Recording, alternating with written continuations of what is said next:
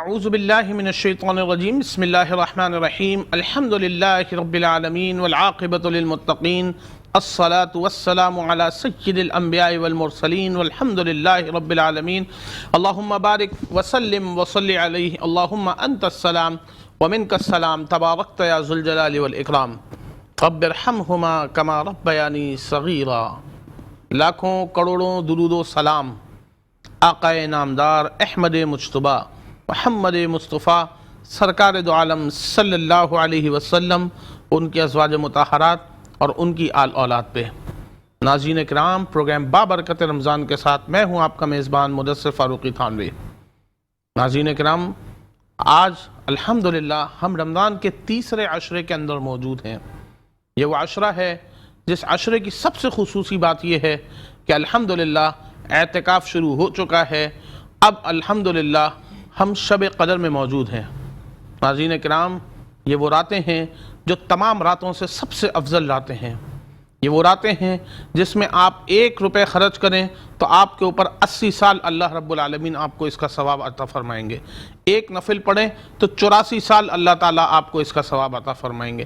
کوئی ایک نیکی آپ اس رات کریں گے تو آپ کو 84 سال تک اس کا ثواب دیا جائے گا۔ کیا میں اور آپ 84 سال اپنی عمر رکھتے ہیں؟ اگر رکھتے ہیں تو کیا ہی بات ہے کہ ساری زندگی اس کا ثواب ہمیں اور آپ کو ملتا رہے۔ نہ صرف کوئی نماز، قرآن، بلکہ کوئی ہاتھ سے دیا صدقہ بھی آپ کا 84 سال تک قبول ہوتا رہے گا، کیونکہ یہ راتیں ایک رات میں مخصوص نہیں بلکہ 5 راتوں میں مخصوص ہیں۔ 21ویں شب، 23ویں شب، 25ویں شب، 27ویں شب اور 29ویں شب۔ ناظرین کرام، ہم اور آپ یہ بات نہیں جانتے کہ کون سی رات شب قدر ہو سکتی ہے۔ اگر ہم ہر رات اپنا یہ معمول بنائیں گے کہ ہمیں ہر رات وہی عمل کرنا ہے جو ہم نے 21ویں شب کو کیا، 23ویں شب کو کیا، 25ویں شب کو کیا، 27ویں شب کو کیا اور 29ویں شب کو کیا، تو ایک رات یقیناً سب سے مقرب رات ہے، سب سے افضل رات ہے، شب قدر کی رات ہے، جس کے لیے اللہ رب العالمین نے قرآن مجید میں بھی فرمایا اِنَّا أَنزَلْنَاهُ فِي لَيْلَةِ الْقَدْرِ وَمَا أَدْرَاكَ مَا لَيْلَةُ الْقَدْرِ لَيْلَةُ الْقَدْرِ خَيْرٌ مِّنْ أَلْفِ شَهْرٍ، جس کے اوپر میرے اللہ رب العالمین نے 30ویں پارے میں سورت بھی نازل فرمائی۔ ناظرین کرام، کیا ہی خوبصورت بات ہو اگر ہم اور آپ ایک قدم سے اپنی ڈائری میں اپنا یہ شیڈیول لکھ لیں اور ہم یہ سوچ لیں کہ ہم نے 5 راتوں تک یہ عمل ہم نے دہرانا ہے اور اس کو اسی طریقے سے کرنا ہے جیسے پہلی طاق رات میں کیا اور دوسری طاق رات میں کیا۔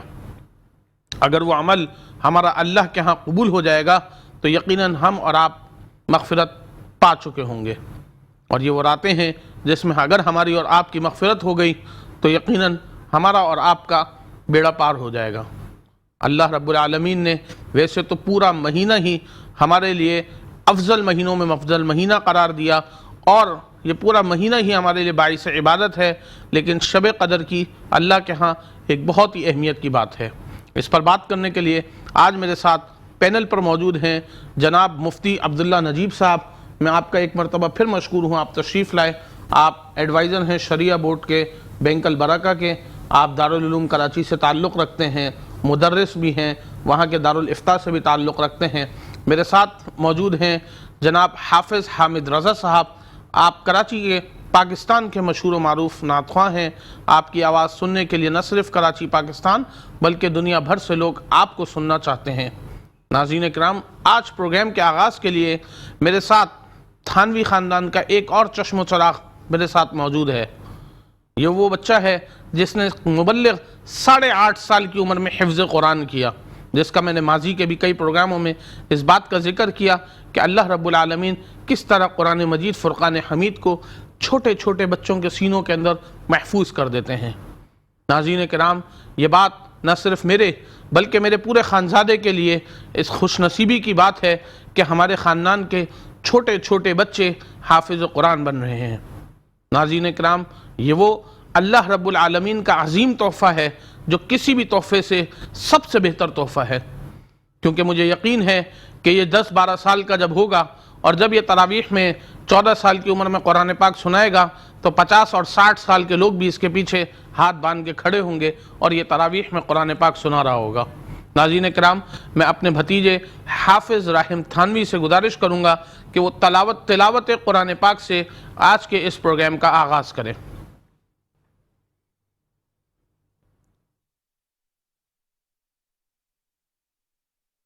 اعوذ باللہ من الشیطان الرجیم، بسم اللہ الرحمن الرحیم، فلا صدق ولا صلى ولكن كذب وتولى ثم ذهب إلى أهله يتمطى أولى لك فأولى ثم أولى لك فأولى أيطلق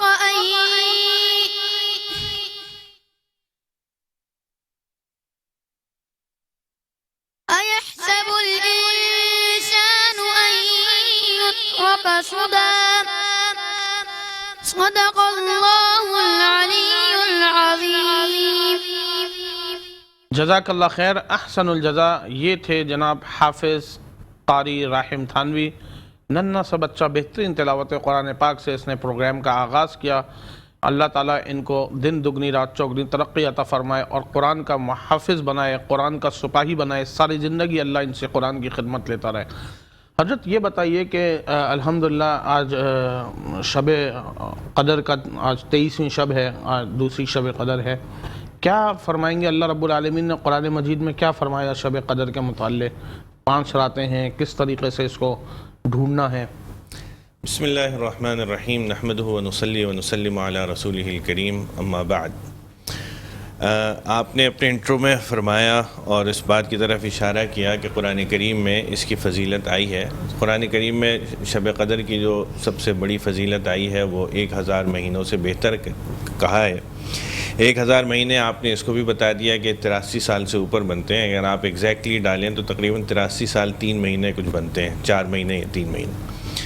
تو یہ اس طرح گزارنا کہ اس کا ہر لمحہ عبادت میں گزرا ہو، ظاہر سی بات ہے یہ ہماری عمریں جو ہیں اس میں یہ پاسبل ہی نہیں ہے۔ دوسرا ایک اور نقطہ بھی ہے جو فقہا اور علماء نے لکھا ہے، مفسرین نے، وہ یہ کہ ہاں قرآن کریم نے کہا ہے لیلۃ القدر خیر من الف شہر، تو خیر کا لفظ استعمال کیا ہے۔ خیر جو ہے وہ مبالغے کے لیے آتا ہے، اور اس میں اس کا مطلب یہ ہے کہ 1000 مہینوں سے بھی زیادہ بہتر ہے۔ وہ 1000 مہینوں سے بھی زیادہ بہتر کتنے ہیں؟ وہ 10 گنا بھی ہو سکتے ہیں، وہ 100 گنا بھی ہو سکتے ہیں، وہ 700 گنا بھی ہو سکتے ہیں، وہ لاکھوں گنا بھی ہو سکتے ہیں۔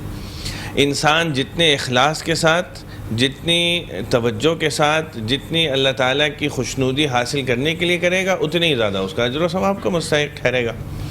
تو یہ ضروری نہیں ہے کہ اس کو یہ اپنے آپ کو، کیونکہ قرآن کریم نے تو 1000 سے بھی زیادہ بہتر کہا ہے۔ 1000 ہی 84 سال تقریباً بنتے ہیں، تو اس سے زیادہ جو ہے وہ یقیناً اس سے زیادہ بنیں گے۔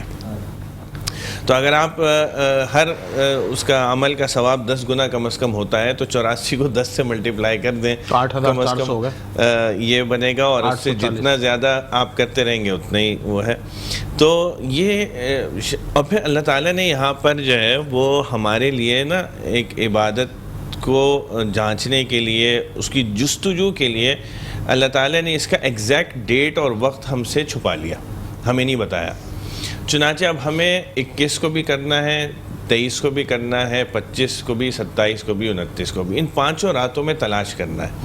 تو اس کا فائدہ یہ ہے کہ اگر یہ ہمیں متعین طور پہ ہوتا تو ہم شاید اسی رات کی عبادت کرتے، لیکن جب ہمیں پتہ نہیں ہے تو ہمیں ہر رات کو شب قدر سمجھتے ہوئے اس کی عبادت، اس میں اپنا وقت عبادت میں گزارنا ہے۔ اچھا، ایک حضرت میرے دماغ میں ایک سوال آ رہا ہے لوگ جو ہیں کیونکہ 5 راتوں کے اندر ہے، اللہ تعالیٰ بھی اس کو فرماتے ہیں، لیکن لوگ جو ہیں مسلمان وہ صرف 27ویں شب کو شب قدر سمجھتے ہیں اور اس کو سب سے زیادہ افضلیت یا فضیلت کی رات سمجھتے ہیں، اور 21 میں نے عمومی طور پہ پاکستان کے اندر یہ کلچر ہے مساجد میں بھی اور جس طرح بھی ہے کہ آپ دیکھیں تو 21 23 25 کو لوگ تھوڑا لائٹ لیتے ہیں، لیکن 27 کے دن لوگ ذرا وہ ہوتے ہیں کیونکہ کافی مساجد میں ختم قرآن بھی ہوتا ہے تو اس میں ایک دعا کا بڑا اہتمام ہوتا ہے. اس کے علاوہ گھروں میں بھی میں نے دیکھا ہے کہ جو 27ویں شب ہوتی ہے اس دن بڑا بتایا جاتا ہے بھائی آج بازار نہیں جانا، آج 27ویں شب ہے. کیا کہیں گے اس متعلق؟ 27ویں شب میں لیلۃ القدر ہونے کے امکانات سب سے زیادہ ہیں، اس میں تو کوئی شک نہیں ہے. اوکے، اس میں ہے ٹھیک ہے، لیکن یہ مطلب نہیں ہے کہ شب قدر محدود ہے 27ویں شب میں ہی، بلکہ وہ امکان یہ ہے کہ اس میں ہو، لیکن یہ بھی ہو سکتا ہے کہ وہ 21 میں ہو، وہ ہو سکتا ہے 23 میں، ہو سکتا ہے 25 میں، ہو سکتا ہے 29 میں ہو. تو ہمیں اپنے آپ کو محدود رکھنا صرف 27ویں شب تک یہ درست نہیں ہے، بلکہ ہمیں جو ہے اس کی تلاش 21 کو بھی کرنا چاہیے، 23 کو بھی کرنا چاہیے، 25 کو بھی کرنا چاہیے، 29 کو بھی، جس طرح ہم 27 کو کرتے ہیں. تو جس طرح ہم 27 کو کرتے ہیں ریمیننگ 4 راتوں میں، بلکہ فقہاء نے تو لکھا ہے کہ پورے عشرے میں کرنا چاہیے. صرف اپنے آپ کو 5 راتوں تک نہیں، بلکہ انسان صحیح معنوں میں عبادت گزار اپنی دکھائے عبادت گزاری تو پوری 10 راتوں میں اس طرح گزارے کہ گویا ان میں سے کوئی بھی رات شب قدر کی ہو سکتی ہے. اس کے علاوہ احادیث میں بھی اس کی بڑی فضیلت آئی ہے، اور آپ علیہ الصلوۃ والسلام جو ہے پورے رمضان شریف میں عبادت کے لیے اپنے آپ کو بہت زیادہ اس میں مصروف رکھتے تھے، فوکس رکھتے تھے. لیکن حدیث میں حضرت صدیقہ عائشہ رضی اللہ عنہا کی حدیث ہے جس میں وہ فرماتی ہیں کہ جب آخری 10 دن آتے تھے تو آپ کمر کس لیتے تھے، اور ویسے تو آپ کا معمول یہ تھا کہ تہجد میں جب اٹھتے تھے عام حالات میں تو اتنی آہستگی سے اٹھتے تھے کہ اماں عائشہ رضی اللہ عنہا کی آنکھ نہ کھلنے پائے.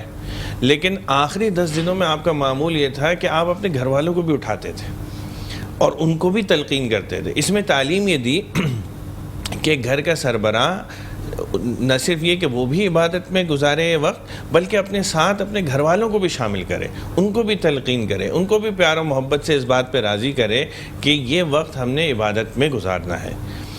بہت اچھی بات فرما رہے ناظرین جناب مفتی عبداللہ نجیب صاحب. آپ نے اپنے گھر والوں کو بھی تلقین کرنی ہے کہ اس رات کو اٹھ کے عبادت کرنی ہے، نہ کہ ہمیں اور آپ کو بازاروں میں وقت کو برباد کرنا ہے.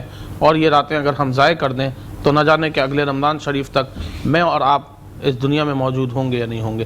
چلتے ہیں ایک چھوٹے سے وقفے کی طرف، کہیں مت جائیے گا. آپ دیکھ رہے ہیں پروگرام بابرکت رمضان، میں ہوں آپ کا میزبان مدثر فاروقی تھانوی. جی ویلکم بیک ناظرین، ایک مرتبہ پھر حاضر ہوتے ہیں پروگرام بابرکت رمضان کے ساتھ. آپ دیکھ رہے ہیں پروگرام بابرکت رمضان، میں ہوں آپ کا میزبان مدثر فاروقی تھانوی. شب قدر کے اوپر پروگرام ہمارا چل رہا ہے. میرے ساتھ موجود ہیں مفتی عبداللہ نجیب صاحب. حضرت یہ بتائیے کہ کون سے خاص اعمال ہیں جو اس رات کو کرنے چاہیے؟ کون سے نوافل ہیں؟ کیا کوئی خاص طریقہ نوافل ہے؟ اس پہ نوافل توبہ لوگ پڑھتے ہیں، صلاۃ حاجت پڑھتے ہیں، کیا اس متعلق فرمائیں گے؟ بہت اچھا آپ نے ماشاءاللہ یہ سوال کیا.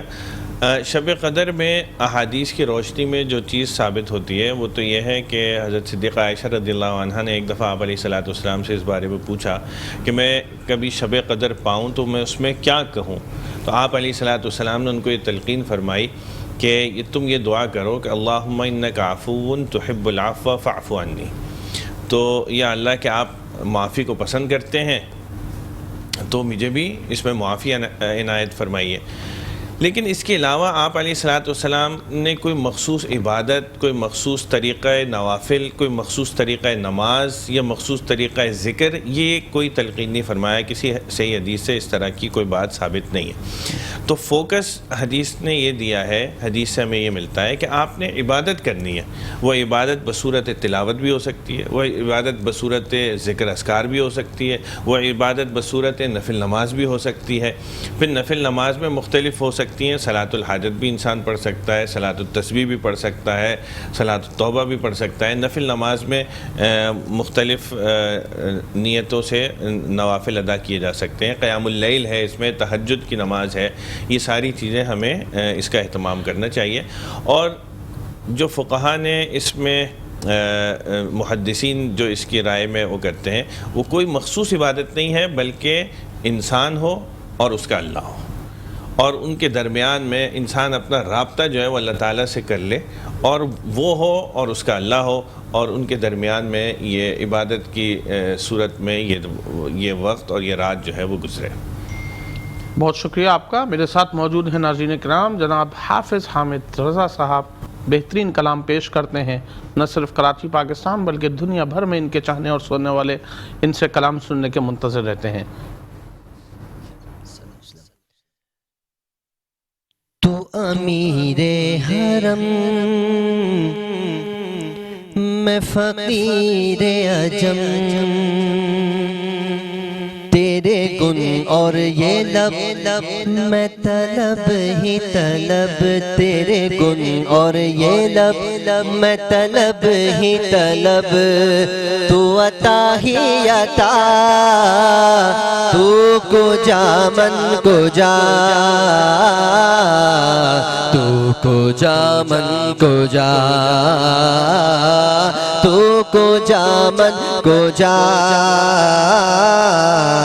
تو کو جا من کو جا، تو کو جا من کو جا، تو کو جا من کو جا۔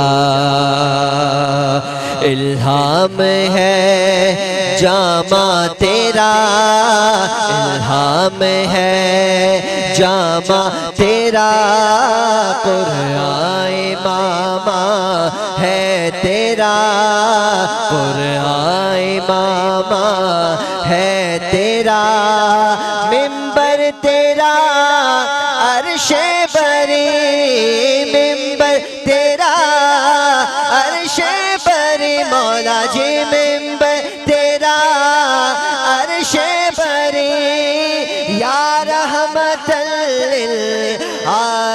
للعالمین، تو کو جا من کو جا،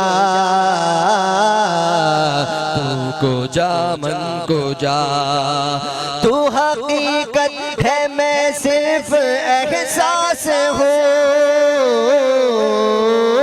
تو حقیقت ہے میں صرف احساس ہوں، تو سمندر میں بھٹکی ہوئی پیاس ہوں، میرا گھر خاک پر اور تیری راہ گزر، میرا گھر خاک پر اور تیری راہ گزر، سدرۃ المنتہا، سدرۃ المنتہا، تو کو جا من کو جا، تو کو جا من کو جا، تو کو جا من کو جا، تو کو جا من کو جا۔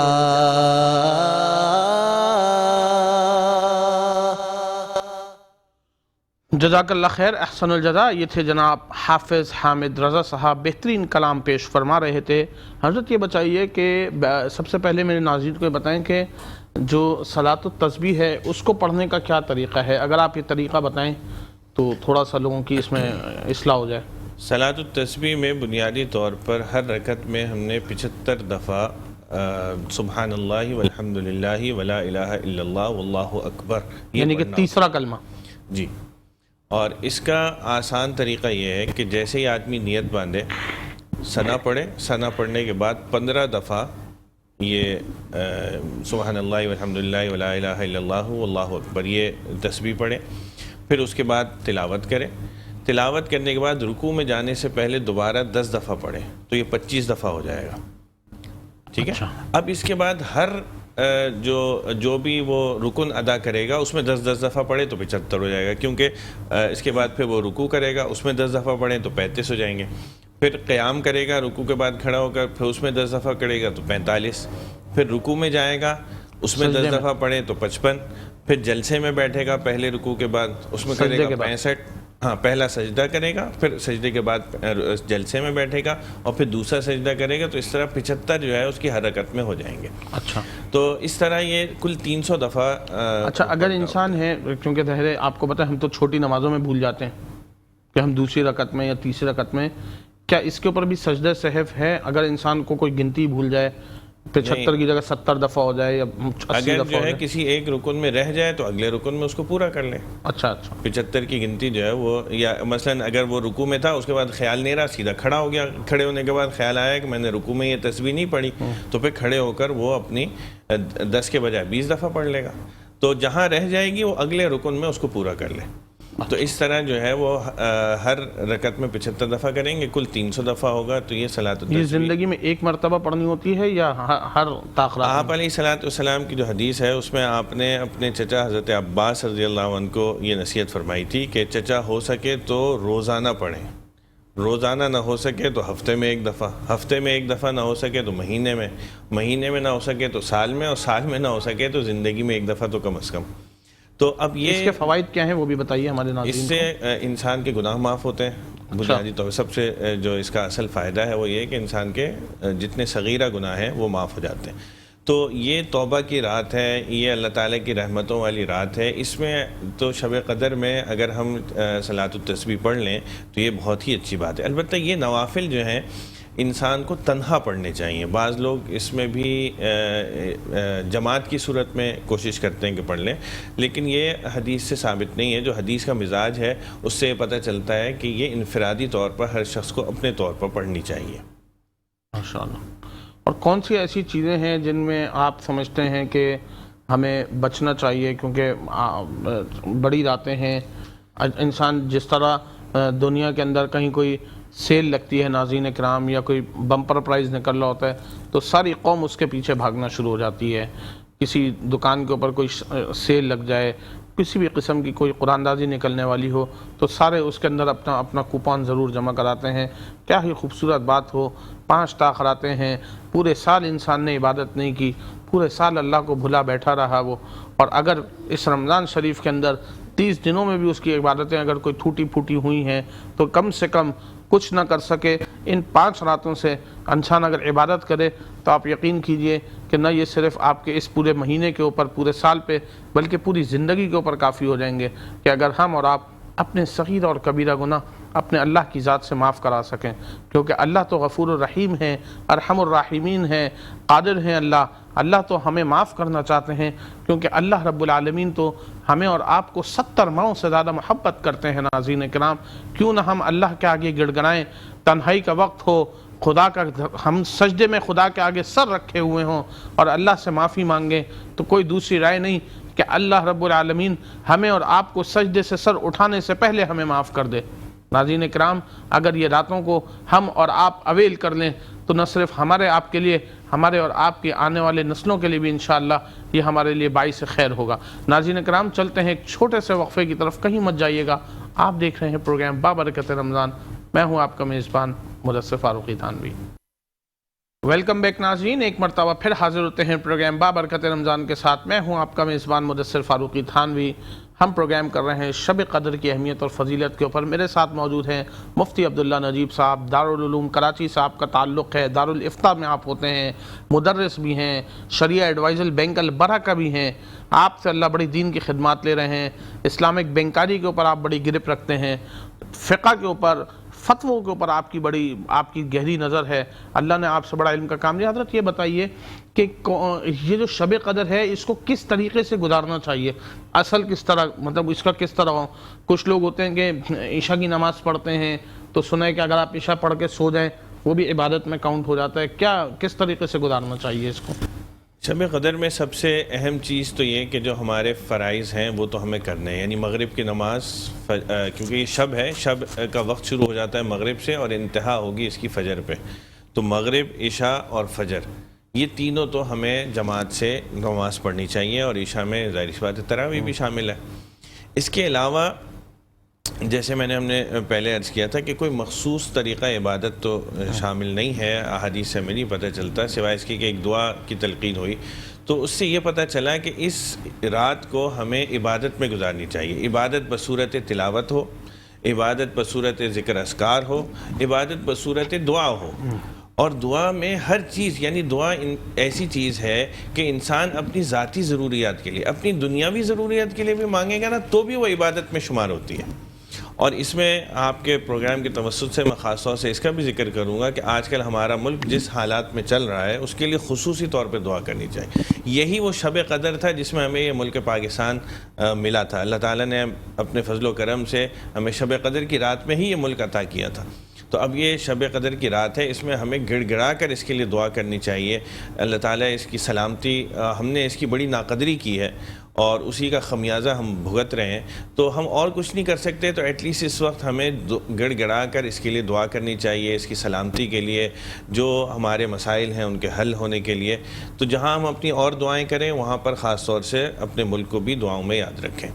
تو نہ صرف یہ کہ اس میں اچھا یہ جو آپ نے جیسے فرمایا کہ بعض لوگ سو جاتے ہیں, تو اس میں سونے میں بھی کوئی حرج نہیں اگر کوئی شخص پوری رات نہ گزار سکے. اگر کوئی شخص پوری رات جاگ کے اور عبادت کر کے گزارے, جاگنے سے مراد صرف یہ نہیں ہے کہ آدمی جاگے اور جاگ کے کوئی اور فضول کام میں لگ جائے, بلکہ جاگنا وہ معتبر ہوگا جو کہ عبادت کے ساتھ ہو. تو اگر کوئی شخص پوری رات اس کے اندر ہمت نہیں ہے جاگنے کی, وہ کچھ وقت سونا چاہتا ہے, تو ضرور سوئے, بہت اچھی بات ہے, اس سے کم از کم گناہوں سے بچے گا وہ. تو مغرب کی نماز پڑھے, عشاء کی نماز پڑھے, تراویح پڑھے, کچھ عبادت وہ کر سکتا ہے کرے, اور اس کے بعد سو جائے. سحری میں اٹھے گا, سحری سے کچھ وقت پہلے اٹھ جائیں, تو اس وقت میں تہجد کا خاص وقت ہوتا ہے. اس کی 2 رکعت کم از کم ہے, 8 رکعت زیادہ سے زیادہ آپ علیہ الصلوۃ والسلام سے ثابت ہیں. جتنی انسان کے اندر ہمت ہو, توفیق ہو, اس سے فائدہ اٹھا کے اس وقت میں تہجد کی نماز ادا کرے. پھر فجر کی نماز جماعت سے پڑھے. حدیث شریف کا مضمون ہے کہ جس نے عشاء کی نماز اور فجر کی نماز تکبیر اولیٰ کے ساتھ پڑھی تو اس کو پوری رات کی عبادت کا ثواب ملے گا. تو اس طرح اور اس کے درمیان میں اگر وہ مطلب اس کے درمیان میں اس کی کیا وہ رہے گی, اس کے درمیان میں اگر وہ سوتا بھی ہے اور کوئی ایسے گناہ کے کام میں مبتلا نہیں ہوتا, تو انشاءاللہ اس کو عبادت کا ثواب ملے گا. کہیں آ رہے جا رہے دوستوں میں بیٹھا ہوا ہے, بس ان چیزوں سے پرہیز کرنا ہے. یہ والی جو آپ نے بات کہی نا, یہ بھی بہت اہم ہے کہ ہم اس کو اس طرح گزاریں کہ یہ محفلوں والی رات نہیں ہے, یہ کھانے پینے کی رات نہیں ہے, یہ گپے لگانے کی رات نہیں ہے, یہ بازاروں میں آپ نے اشارہ کیا تھا, بازاروں میں گھومنے کی رات نہیں ہے. یہ عبادت ہے خاص اللہ تعالیٰ سے تعلق پیدا کرنے کی. مفتی اعظم پاکستان حضرت مفتی شفیع صاحب رحمۃ اللہ علیہ کا یہ قول تھا, وہ فرماتے تھے کہ اس وقت میں تو آدمی سیکھنے کسی علمی کام میں بھی نہ لگے, سیکھنے سکھانے کے کام میں بھی نہ ہو, بلکہ خالصتاً اللہ کی عبادت میں گزارے. سیکھنے کا عمل پہلے ہونا چاہیے. جب شب قدر آ گئی تو اب اس میں تمہارا کام صرف یہ ہے کہ اپنے اللہ سے لو لگاؤ, تم ہو اور تمہارا خدا ہو, اور تم جو ہے اس کے ساتھ جو ہے ذکر اذکار کرو, دعائیں کرو, تلاوت کرو. دعا پہ بہت زیادہ فوکس ہونا چاہیے. اور یہ عبادت کوئی بہت طویل رات تو ہے نہیں, بمشکل 12-15 گھنٹے کی رات ہوتی ہے. اس میں جو ہے بہت سارا وقت ہمارا مغرب اور عشاء اور تراویح میں نکل جاتا ہے. بہت تھوڑا سا وقت رہ جائے گا جس میں آدمی یہ کرے, اور اگر کسی کے اندر ہمت نہیں ہے, وہ سونا چاہتا ہے, تو اس کے لیے اور بھی مزید تھوڑا وقت رہ جائے گا. آپ نے تو 12-15 گھنٹے کی بات کی مفتی صاحب. اللہ تعالیٰ کو راضی کرنے کے لیے تو دل سے اگر آپ کہیں تو 12 سیکنڈ میں ہم اپنے اللہ رب العالمین کو راضی کر سکتے ہیں. ایک انسان کی سانس خلوص کے ساتھ نکل جائے, جس میں اس کی سانس کے بدلے نکلے اللہ کا نام اگر اس کے نکل جائے, تو اللہ رب العالمین اس کو اس کے اندر آپ یقین جانیے کہ اس کا بیڑا پار ہو سکتا ہے. ناظرین کرام, بہترین بات کر رہے تھے شب قدر کی فضیلت کے اوپر جناب مفتی عبداللہ نجیب صاحب. اس پروگرام کو پہنچاتے ہیں اپنے اختتام کی طرف. میں ہوں آپ کا میزبان مدثر فاروقی تھانوی. آپ دیکھ رہے تھے پروگرام بابرکت رمضان. کیونکہ یہ موضوع بہت لمبا ہے اور ابھی باقی کی تاخیرات آنا باقی ہیں, تو انشاءاللہ تعالی دوسرے پینل کے ساتھ بھی اسی موضوع کے اوپر 25ویں شب میں بھی بات کریں گے انشاءاللہ تعالی. تب تک کے لیے مجھے دیجیے اجازت. میں ہوں آپ کا میزبان مدثر فاروقی. السلام علیکم. حافظ حامد رضا صاحب سے گزارش کروں گا کہ اختتامی نعت پیش کریں.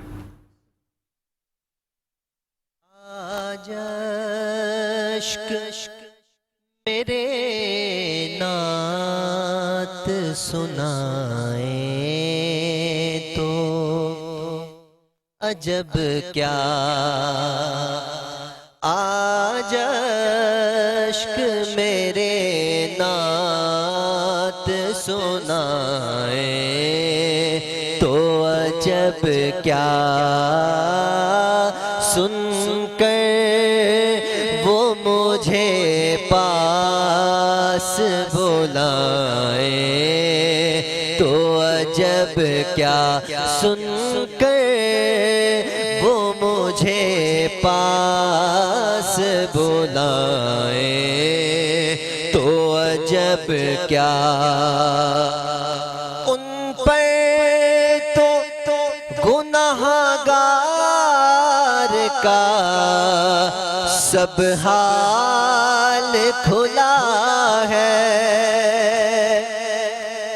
ان پر تو گناہگار کا سب حال کھلا ہے،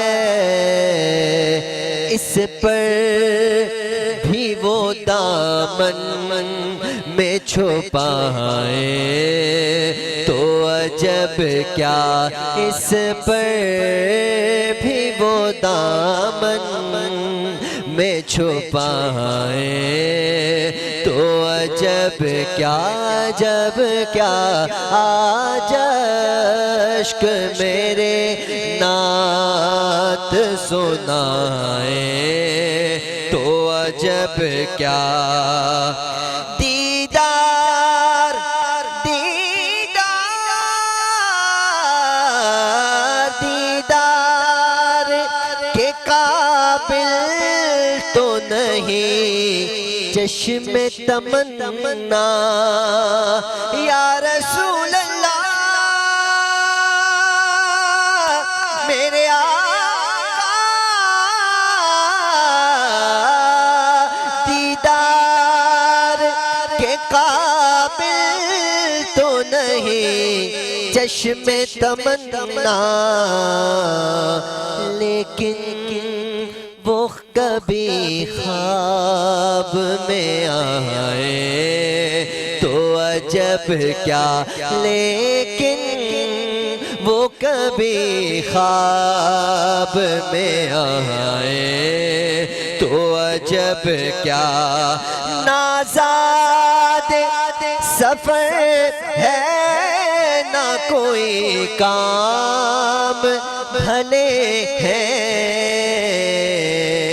پھر بھی ہمیں سرکار بلائے تو عجب کیا، آج اشک میرے نعت سنائے تو عجب کیا۔